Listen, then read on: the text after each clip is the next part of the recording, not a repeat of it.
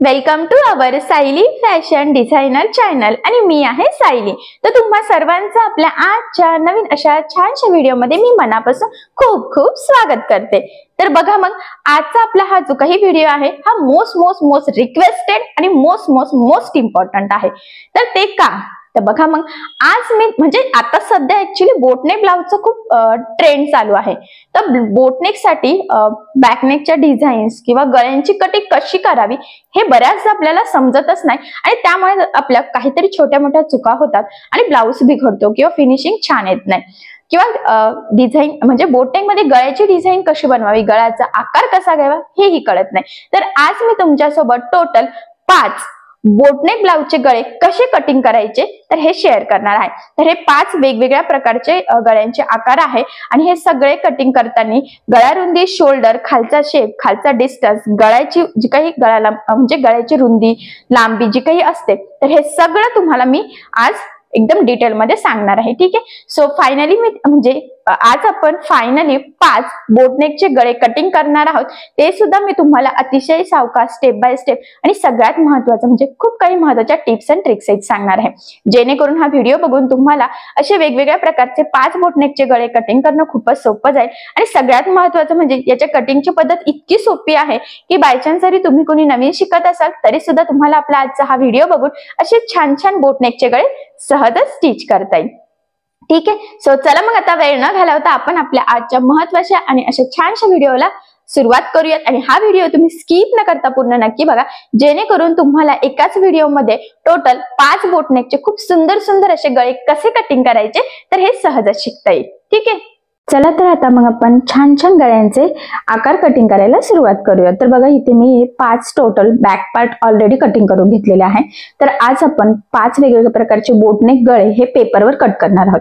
Same अशाच पद्धतीने तुम्ही तुमचे जे काही ब्लाउज पीस, अस्तर, कॅनव्हास पेपर जे लावून तुम्हाला जसं स्टिच करायचं असेल त्यानुसार तुम्ही करू शकता। तर बघा मग आता सगळ्यात आधी मी तुम्हाला पहिला जो काही गळा आहे तर तो सांगणार आहे। महत्त्वाचं म्हणजे मी तुम्हाला वरचा गळा किती घ्यायचा, गळा रुंदी किती घ्यायची, खालचा गळ्याचा शेप कसा पाहिजे, किती ब्रॉड हवा, तर हे सगळं एकदम व्यवस्थित सांगणार आहे। तर बघा मग मी इथे पट्टी, कातर, टेप आणि स्केच पेन हे सगळं घेतलेलं आहे। आता मी बाकीचे बाजूला ठेवते आणि हा पहिला बॅक पार्ट इथे घेतलेला आहे। सगळ्यात आधी आता मी तुम्हाला या बॅक पार्टचं मेजरमेंट सांगते, म्हणजे तुम्हाला तुमच्या मापानुसार कशा पद्धतीने मार्किंग कटिंग करावी लक्षात यावं यासाठी। तर बघा इथे 14.5 उंची आहे, ऍक्च्युली 13.5 आहे, 1 इंच मार्जिन, असं टोटल 14.5 झालेलं आहे। त्यानंतर इथून आपण पूर्ण शोल्डर, बोटनेक मध्ये पूर्ण शोल्डर लागतं, पूर्ण शोल्डर आहे 14, त्याचं निम्म 7 घेतलं आणि जेवढं शोल्डर घेतलं तेवढाच इथं 7चा मुंडा सुद्धा घेतलेला आहे आणि 1ला क्रॉस मध्ये मार्किंग करून बॅक साईडच्या मुंड्याचा शेप सुद्धा दिलेला आहे। त्यानंतर इथून आता घ्यायचा आहे 9 चौक 36 म्हणजे आपला छातीचा चौथा भाग अधिक 1.5 किंवा 2 इंच मार्जिन, तुम्हाला जेवढं हवं आहे त्यानुसार तुम्ही इथे घेऊ शकतात। महत्त्वाचं म्हणजे इथे 7 शोल्डर घेतलेला आहे, इथे जर का तुमचं शोल्डर 13 असेल तर तुम्ही 6, 6.5 घ्यायचं आहे, तर ते छोट्या साईज साठी असतं, शक्यतो 28 आणि 30। ठीक आहे, आता हे मेजरमेंट तुमच्या लक्षात आलेलंच असेल। चला मग पहिला आपला शेप कटिंगला सुरुवात करूयात। तर बघा मग आता याची सगळ्यात आधी गळा रुंदीची मार्किंग करायची आहे। तर टोटल शोल्डर 7 आहे आणि याची जी काही गळा रुंदी आहे तर ती इथे आपल्याला 4 इंचाची घ्यायची आहे। तर बघा मग मी इथे 4 इंचाला इथे मार्किंग करून घेते। त्यानंतर वरचा गळा आपल्याला 3 इंचावर घ्यायचा आहे, त्याची सुद्धा मार्किंग केली, तुम्ही 3.5 सुद्धा घेऊ शकता। त्यानंतर इथून डिस्टन्स 1 इंच घेतला, तुम्ही 1.5, 2 तुमच्यावर डिपेंड आहे। त्यानंतर खाली मी इथे 7.5ला मार्किंग केली, तुम्ही 7 त्यापेक्षा जास्त कमी तुमचा गळा कसा आहे त्यानुसार, आणि पुन्हा आडवा 4 इंच गळा रुंदीची मार्किंग करून घेतली। यानंतर बघा इथे हे पॉइंट जॉईन करून आपल्याला लाईन ड्रॉ करून घ्यायची आहेत आणि नंतर वरती एक चौकोन आणि खाली एक चौकोन, ही आपली बेसिक स्टेप आहे। ठीक आहे, आता वरचा जो काही शेप आहे तिथं तो आपला सिंपल गोल आहे, तुम्ही पानगळा सुद्धा घेऊ शकतात, पण मी बेसिकली तुम्हाला गोलगळा सांगते। तर बघा हा असाही घेऊ शकतात तुम्ही किंवा थोडा किंचितसा जर तुम्हाला वरून घ्यायचा असेल तर घेऊ शकतात। ठीक आहे, आता यानंतर पहिला शेप घ्यायचा, बघा 7.5चं निम्म येतं 4.25, तर इथे मी 4.25ला मार्किंग केली आणि त्यानंतर बघा या पद्धतीने लाईन ड्रॉ केलेली आहे। तर हा शंकरपाळ्यासारखा शेप आहे आणि ह्या गळ्याचा सुद्धा खूप ट्रेंड चालू आहे आणि खरं तर ना ह्या गळ्यामुळे सुद्धा बोटनेक ब्लाउज खूप सुंदर दिसतो। तर हा गळा सुद्धा तुम्ही नक्की ट्राय करू शकता। आता मार्किंग केल्यानंतर बघा एक्झॅक्टली त्यावरच आपल्याला इथे कटिंग करून घ्यायचं आहे। आता तुम्ही जर बिना कॅनव्हास पेपर लावता जर कट करत असाल तर अस्तरच्या बॅक पार्टवर ह्या पद्धतीने डायरेक्ट कट करायचं। पण जर तुम्हाला कॅनव्हास पेपर लावून स्टिच करायचं असेल तर मग आधी हीच मार्किंग तुम्ही कॅनव्हास पेपरवर करायची आणि कॅनव्हास पेपरवर अशा पद्धतीने मार्किंग करून घ्यायची आहे। ठीक आहे, तर याआधी बरेचसे बोटनेकचे कटिंग स्टिचिंग टाकलेले आहे मी। तर बघा मग किती सुंदर असा आपला हा शेप रेडी झालेला आहे, हे बघा। आणि इथे सेंटरला तुम्ही एखादं छान असं लटकन वगैरे लावू शकता जेणेकरून ह्या बॅकनेक डिझाईनला अजूनच सुंदर असं लुक येईल। तर हा आपला पहिला गळा इथे कटिंग झालेला आहे। आता हा पहिला गळा मी इथे साईडला ठेवते आणि जो काही दुसरा शेप आहे तर तो आपण इथे कटिंगला सुरुवात करूयात। ठीक आहे, तर बघा मग पुढचा बॅक पार्ट घेतलेला आहे आणि त्याची सुद्धा आता सगळ्यात आधी आपल्याला गळा रुंदीची मार्किंग इथे करून घ्यायची आहे। या सगळ्यांचे मेजरमेंट सेमच आहे, 7च शोल्डर घेतलेला आहे। 6.5 जर घेतलं तुम्ही तर 3.5 मग गळा रुंदी घ्यायची। ठीक आहे, तर बघा मग 4च मी इथे गळा रुंदी घेतली, त्यानंतर वरून 3ला मार्किंग केली, 3.5ला सुद्धा करू शकतात। इथून सुद्धा मी 1ला मार्किंग केली, तुम्ही 1.5 किंवा 2ला करू शकता, म्हणजे वरचा गळा आणि खालच्या गळ्यामध्ये तुम्हाला किती डिस्टन्स हवा आहे त्यावर ते डिपेंड आहे। पुन्हा आडवा बघा आपल्याला इथे 4 गळा रुंदीची मार्किंग करून घ्यायची आहे आणि पट्टीच्या सहाय्याने ह्या पद्धतीने हे पॉइंट जॉईन करायचे आहे आणि त्यानंतर वरती एक चौकोन खाली एक चौकोन। ठीक आहे, आता इथे सुद्धा वरचा गळा आपण सिंपल असा गोलाकार घेणार आहोत आणि इथे बघा त्याचं निम्म घेतलं आपण जेवढा आहे तेवढा आणि आडवं 1 इंच घेतलेलं आहे। ठीक आहे, आता वरचा गोलाकार शेप आधी आपण देऊन घेऊयात आणि त्यानंतर खालचा आकार देणार आहोत। तर बघा मग इथून आपल्याला 1 इंचामधून हा पॉइंट ह्या पद्धतीने काढायचा आहे बघा। तर हा जो काही गळा आहे ना याचा सध्या ना खूप ट्रेंड चालू आहे, माझ्याकडनं अशा शेपमध्ये खूप कस्टमरने ब्लाऊज डिझाईन बनवून घेतलेली आहे आणि मी स्वतः सुद्धा माझ्या एका ब्लाऊजवर बनवलेली आहे।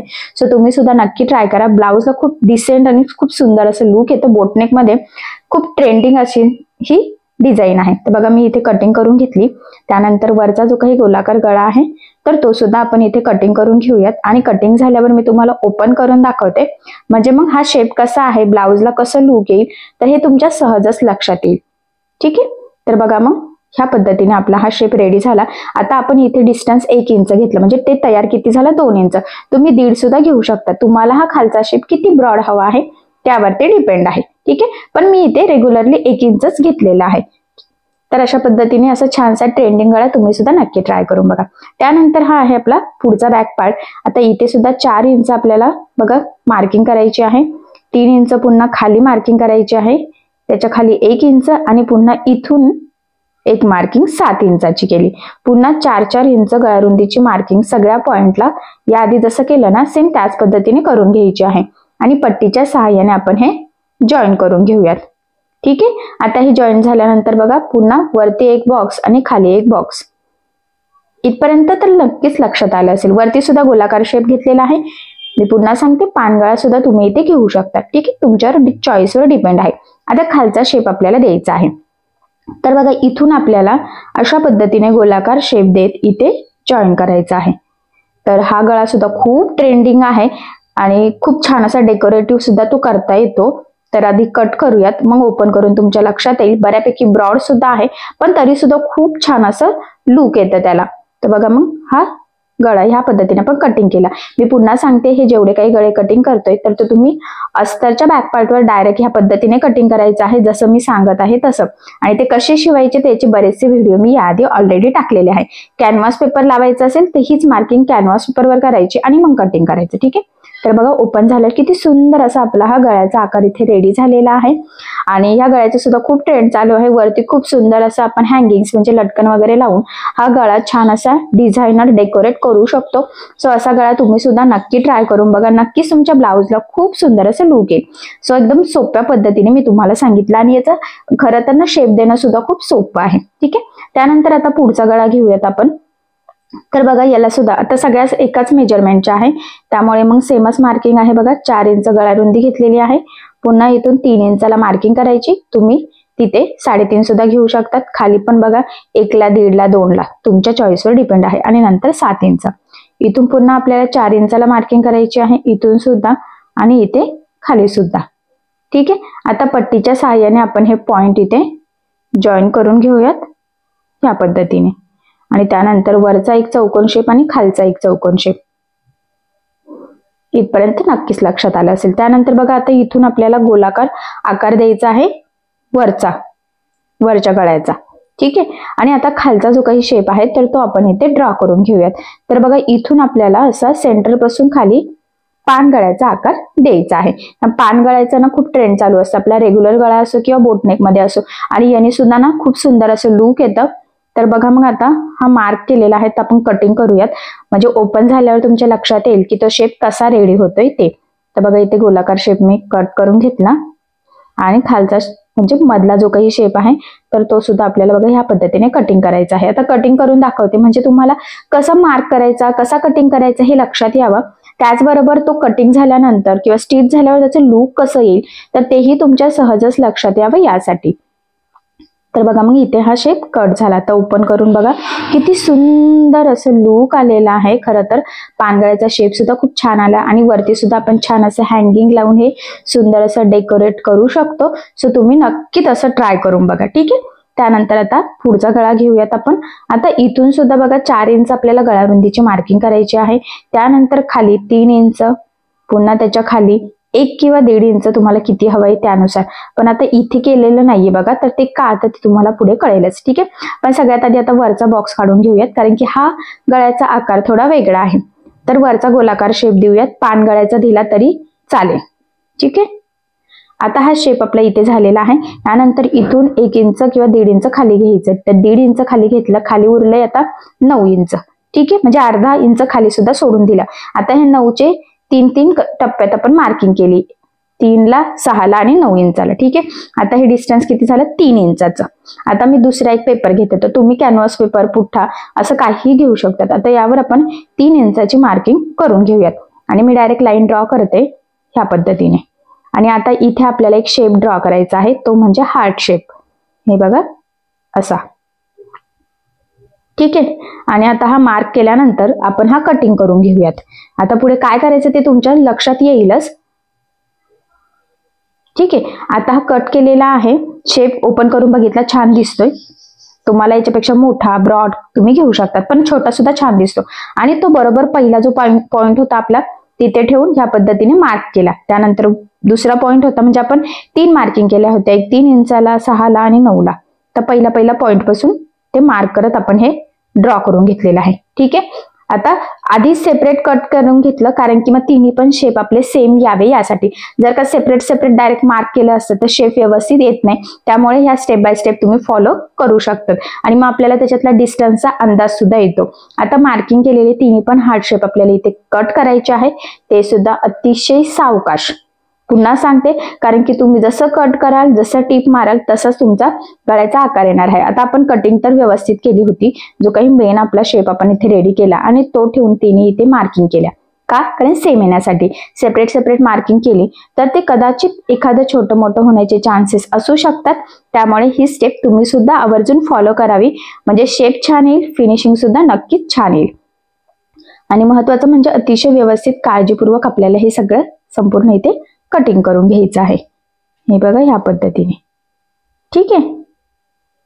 आता हे ओपन करून बघूयात, म्हणजे शेपचा अंदाज येईल. तर बघा किती सुंदर असं 3 हार्ट शेप आलेले आहे. शेप खूप छान आलेला आहे आणि ना ह्या डिझाईनचा सुद्धा खूप ट्रेंड चालू आहे. तर बघा मग टोटल असे आपण 5 बॅक पार्ट इथे कटिंग करून घेतलेले आहे. बघा तुम्हाला सगळेच दाखवते म्हणजे तुमच्या ते लक्षात येईल. ठीक आहे. तर अशा पद्धतीने खूप सुंदर लेटेस्ट ट्रेंडिंग बोटनेकची 5 गळ्यांची मार्किंग कटिंग कशी करायची हे मी तुम्हाला सांगितलेलं आहे.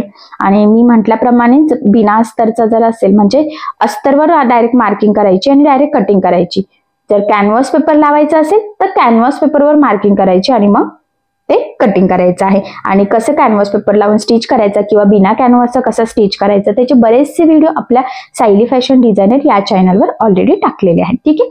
सो चला मग आता असे छान बोटनेकचे डिझाईन्स तुम्ही नक्की ट्राय करून बघा. नक्कीच तुमच्या ब्लाउजला खूप सुंदर लुक येईल. आणि खरं तर ना खूप छान ट्रेंडिंग असे हे बोटनेकचे गळे आहे आणि हे गळ्यांची आयडिया तुम्ही तुमच्या कस्टमरला सुद्धा नक्कीच द्या, म्हणजे कस्टमरला सुद्धा आवडेल आणि ते तुमच्याकडे नक्कीच ब्लाउज टाकतील. ठीक आहे. सो नक्की ट्राय करून बघा आणि जर तुम्हाला काही प्रॉब्लेम येत असेल तर मला कमेंट करून नक्कीच कळवा. तर बघा मग आज मी तुम्हाला संपूर्ण कटिंग अतिशय सावकाश स्टेप बाय स्टेप आणि खूप काही महत्त्वाच्या टिप्स अँड ट्रिक्स सांगितलेल्या आहे. त्याचबरोबर पूर्ण आपल्या व्हिडिओमध्ये मी तुम्हाला छोट्या मोठ्या टिप्स ज्या सांगत गेलेल्या आहेत तर त्या तुम्ही नोट डाऊन करून ठेवायच्या आहे. ठीक आहे. आणि सगळ्यात महत्त्वाचं म्हणजे खूप सोप्या पद्धतीने सुद्धा सांगण्याचा प्रयत्न केलेला आहे. म्हणजे जरी तुम्ही कोणी नवीन शिकत असाल तरी सुद्धा तुम्हाला अशा पद्धतीने सहजच स्टिच करता यावं यासाठी. ठीक आहे. सो चला मग आता आपण आपला आजचा व्हिडिओ इथेच थांबूयात आणि तुम्हाला आपला आजचा व्हिडिओ कसा वाटला हे मला कमेंट करून नक्की कळवा.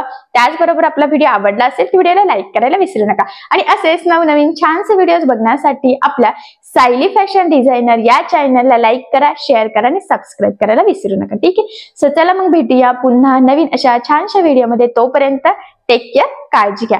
आणि आपला आजचा व्हिडिओ शेवटपर्यंत पूर्ण बघितल्याबद्दल thank you so much. Bye bye.